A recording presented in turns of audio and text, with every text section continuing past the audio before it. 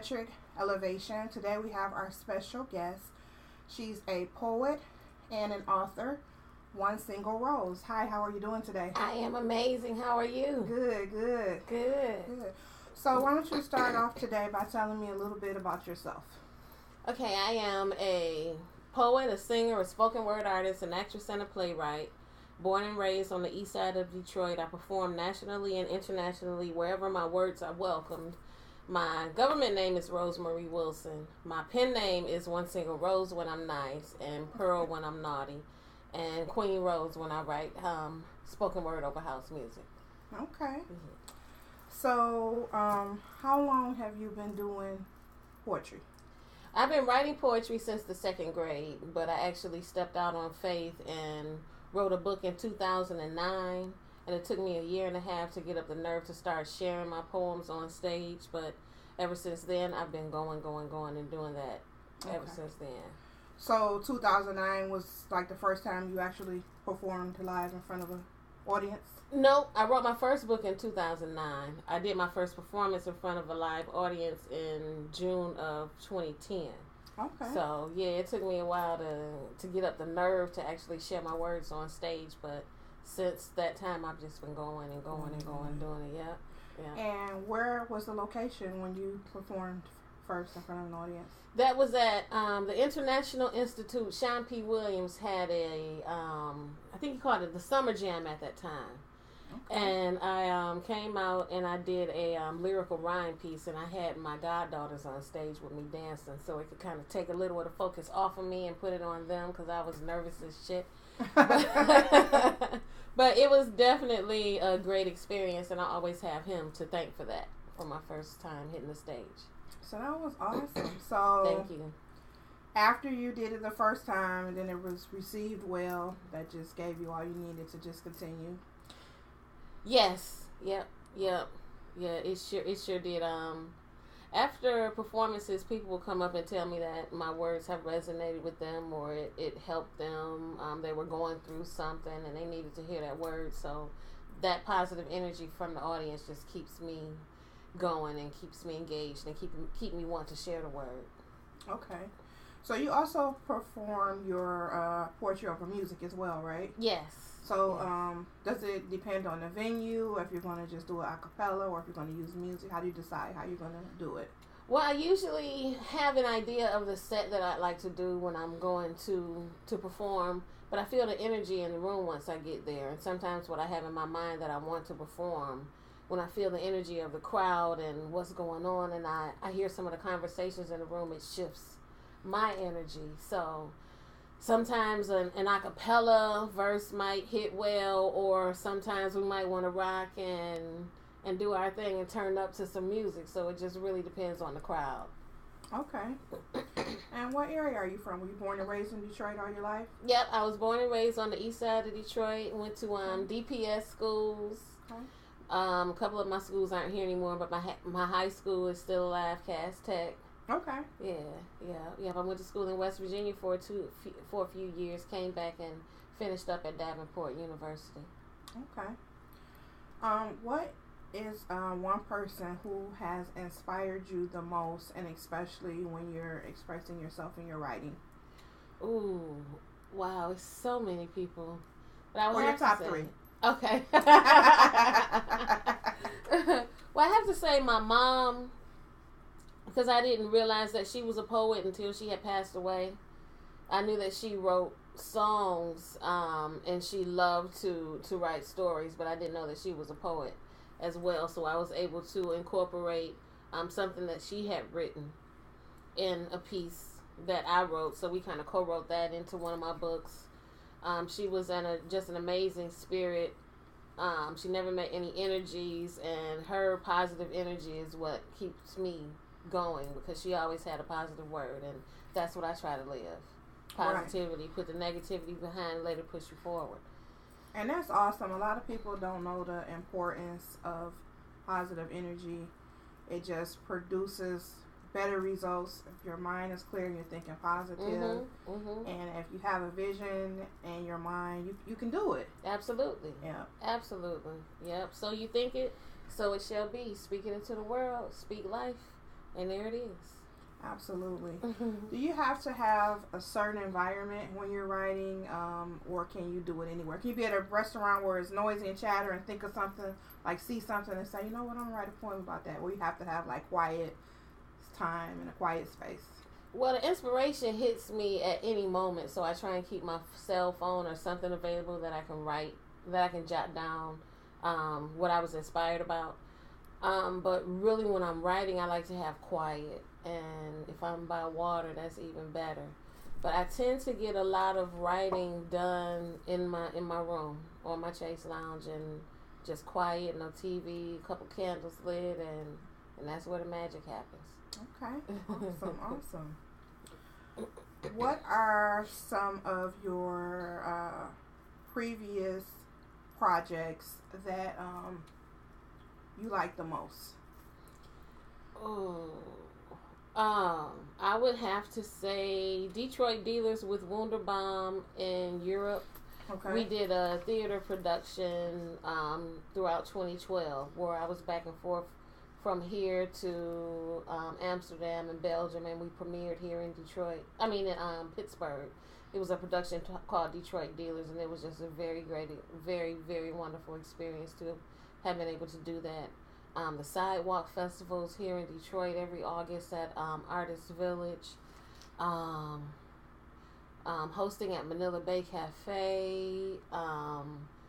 My stage plays, the Addiction series. Singing on stage and just being blessed to share my words and songs with audiences. And I'm always humbled whenever anybody asks me to perform. Like when you asked me to come here on your podcast, I was like, I'm excited to do that because I'm like, oh wow, you want me to come here and talk to the people? Okay. Absolutely.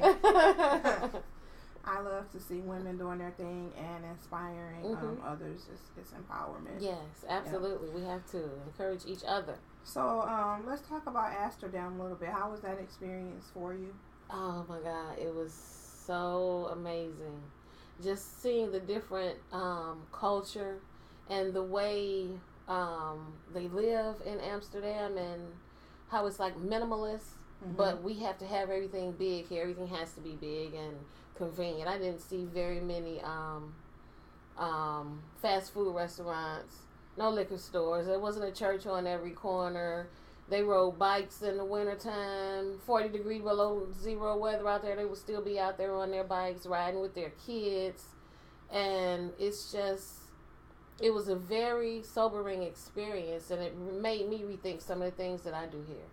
Okay. Yeah, and just the experience in being on stage and some of the different venues that we played in. It was one of our performances was in a car dealership, and they made a runway. They made cars on both sides, and the runway was down the middle with the lighting. It was spectacular.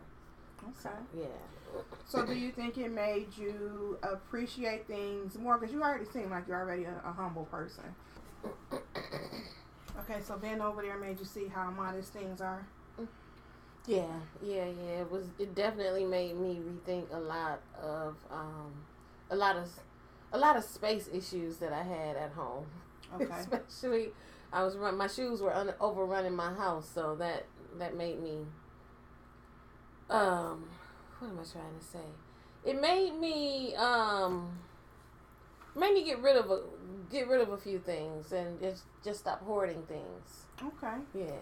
Okay. Decide to go from writing poetry to actually writing a stage play. While I was touring with Wunderbaum, we premiered in Pittsburgh during the Distinctively Dutch Festival. Okay. And during that festival, there were different theater performances. A few doors down in another theater from where we were performing, there was a group called Bricolage, and they were doing a 24-hour theater performance, and it was total insanity. They had 6 playwrights. They sent them out on a bus in different directions in the city. Excuse me. And when they come back, they're tasked with finding the inspiration to write a 10-minute piece. So once they get off the bus, they come back into the theater. They select their actors, and then they have from whatever time the event is over to 8 o'clock in the morning to write their piece, get it to the director. from 8 o'clock to 2 o'clock, the actors rehearse the piece, and then at 6 o'clock, 6 different plays are put on stage. Wow. So when I saw that, I was like, wow, I want to do that. Can I do it? And the next year, they had me back to write the play. So on my time on the bus, there was a couple, an African-American man, I think he was Jamaican, and a Caucasian lady. They were inebriated, but they were hilarious. Okay. So that's where the Addiction series was born. My first 10-minute piece was called Liquid Diet Up in Smoke. And from there, 2 years later, I wrote a full-length piece called Addiction. And last year, I wrote part two to that, which was Addicted to Addiction. And now I'm currently writing part 3. Okay, so Liquid Diet Up in Smoke, what was that about? Give me a little summary of what that was about. It was about the the couple that I saw on the bus that time. Okay. The man was, he was addicted to cigarettes, and his girlfriend, she was an alcoholic. Okay. And they openly talked about it during the time on the bus. We became friends, and it was funny, on my way down, I was on the bus with both of them, and then on the way back, she got back on the bus. Okay. So she continued talking to me and telling me about the story behind him, and he apparently was a cheater. So I wrote that into the piece as well. So it was a very fun piece, and from that, on their 10-year anniversary, they put everyone's play into a book. It was an anthology of all of the stage plays. Wow. So yeah, it was awesome. And this is a DVD of the Addiction series, the first part, and I'm currently producing video for part 2. Okay, awesome. And you have some of your other books with you as well, right? Yes, I do. I have my chapbooks, my second full-length collection, and a spoken word CD. This is Poetic Truth, spoken word and song. It won National Poetry Awards Poetry Album of the Year in 2015. This is a prelude for Miss Detroit. Miss Detroit is a superhero who stomps out crime one word at a time, using poetry and spoken word as her means of getting things done. Oh, that's really neat. Thank you. Miss Detroit, okay. Yeah, and she's trademarked to me, so no one else can come out with a book series or anything that says Miss Detroit. These are erotic poetry. This is a chapbook for Pearl's Plays. Okay. For grown folk, little couple bedtime stories. read to your boo before you put him to bed. Give him something to think about. Put it on his head. These are inspirational pieces. Teddy gets Becky. Yes. Mouthpiece. Spice it up a little bit. Valentine's Day is coming up, so hey, why not? These are poems for my sister, some inspirational pieces to uplift women. And this is my full collection, One Single Rose, Out of Darkness into Light. Basically stepping out of society when your windows, finding your own light, being your own person, and making it do what it do. Okay. Now, are these items available on Amazon, or do you have a website, or how would they purchase them? Yeah, they are available on my website, onesinglerose.com. That's onesinglerose.com. Poetic Truth is available on all streaming services, iTunes, Amazon, CD Baby. It's everywhere. And you can also find it on Reverb Nation if you want to go take a listen. That's Reverb Nation, One Single Rose 313. But there are links to my website, which will take you everywhere, onesinglerose.com. Okay. Now, how do you feel about the poetry scene in Detroit? The poetry scene is alive and kicking in Detroit. There are poetry events almost every night of the week here in the D. It's Valentine's season, so erotic poetry events and love poetry events will be popping off. Coming up in April, we've got National Poetry Month, so there are a few events coming around then that I'm excited about.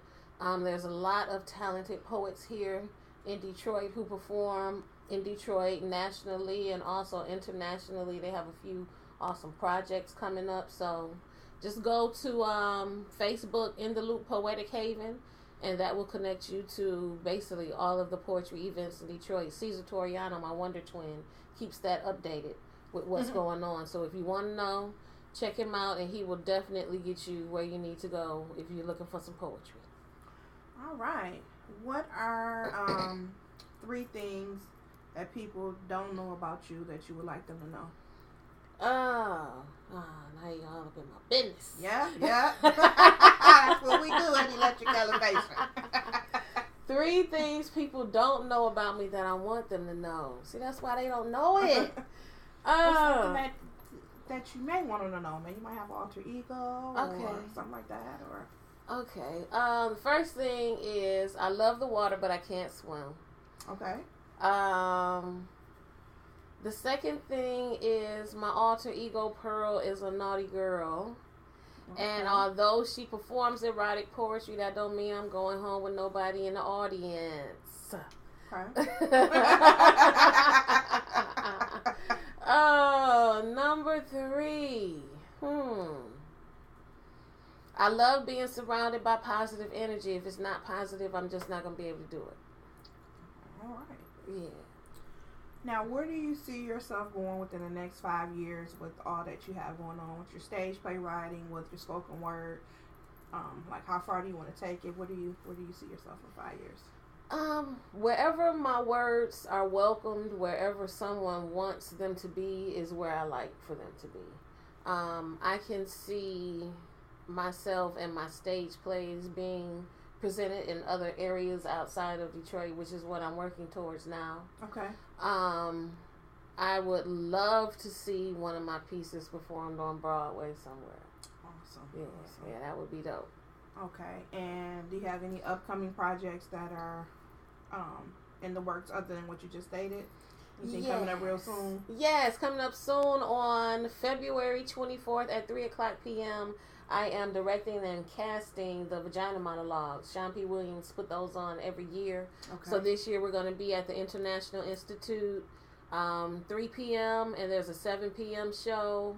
You can get your tickets at brownpapertickets.com. Just search for V-Day Detroit, and that should come up. I'm preparing for my 5th birthday in March. I'm calling it the 5th because nobody knows how old I am, and I'm not telling. It's the 5th. She's not telling. Okay? No. She's not telling. Some people know how old I am, but no, not everybody. Right. I understand. Yeah, so I'll be sending you some info on that. So if you're free, I'd love for you to come out. Okay, sure. I was just asked to pen a play for some legendary artisans here in Detroit, and I'm totally honored to do that. So I'm working on that right now. Okay. And I'm working on I'm Addicted 2. Addicted 3. I haven't came up with a name for it yet, but I've got it laid out, so I just have to find time to write her. Okay. Now, are there any words for maybe a young person that wants to start off in poetry?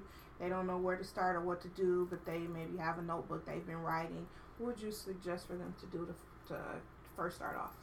I would highly suggest that they take creative writing classes in school, go out to some different poetry events in the city, especially open mics. They do have some censored open mics that are young people friendly, where you can go out, get on stage, get used to being on stage and performing in front of groups.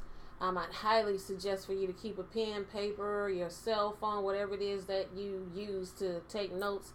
Keep that handy, because when the inspiration hits, you don't want to be caught slipping. And then you have this great idea, and then you lose it, and then you're like, oh, if I had a pen, I could have wrote it down. You stay ready. You don't have to get ready. And definitely tell yourself what you can do, because you can do whatever it is that you set your mind to. Okay. Now, can a person book you for like a ladies' night, or what? Is it only certain type of venues you do? Because I know with like the erotic stuff, have you ever did like a private event? You do stuff like that as well? Yep. So people can just hit you up on your website for that type of stuff? Yep, absolutely. Okay. You can go to my website, onesinglerose.com, or all my information is there. You can email me, fill out the comment card, and that will come back to me as well. To book me, I perform at all types of events. Wherever my words are welcomed, I write all types of poetry so that my words can travel to any type of venue, to the boardroom, to the erotic room, to the boom boom room. It just really depends on what's going on. Okay, any final thoughts or takeaways? Well, thank you so much for having me here today. Yeah, absolutely. Follow your passions. If you have a gift, share it with the world because it was given to you, but it's for you to share. So make sure that you do that. You don't use it, you might lose it. All right. Thank you very much for stopping by Electric Elevation. Yes, thank you for having me. You for coming. Let's elevate. Peace. Elevate your mind. And again, you always know that you can follow me on Facebook and Instagram at Electric Elevation. Subscribe to my YouTube channel, Electric Elevation Podcast as well. Thank you very much. Peace.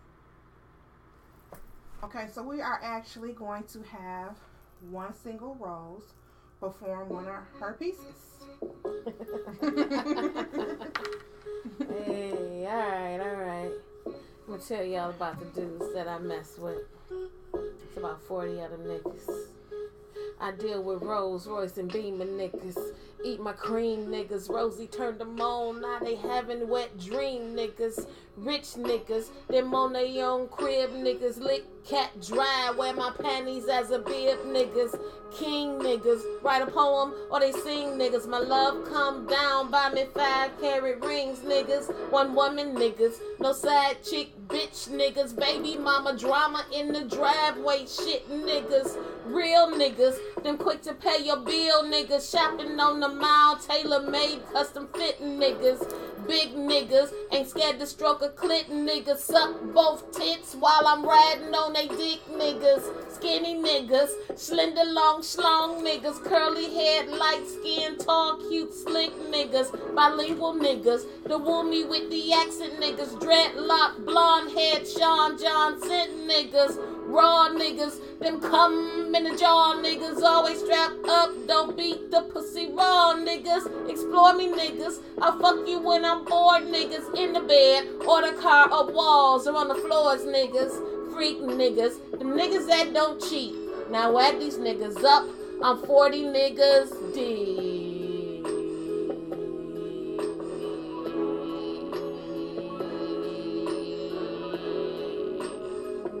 Hey, hey, hey. All right. That was pretty nice. Thank you. All right, Thank so you. go check her out. One Single Rose. OneSingleRose.com. Thank you, my darling Kim. Thank you. Yes. Awesome. All right. Yes, get that Valentine's Day started, y'all.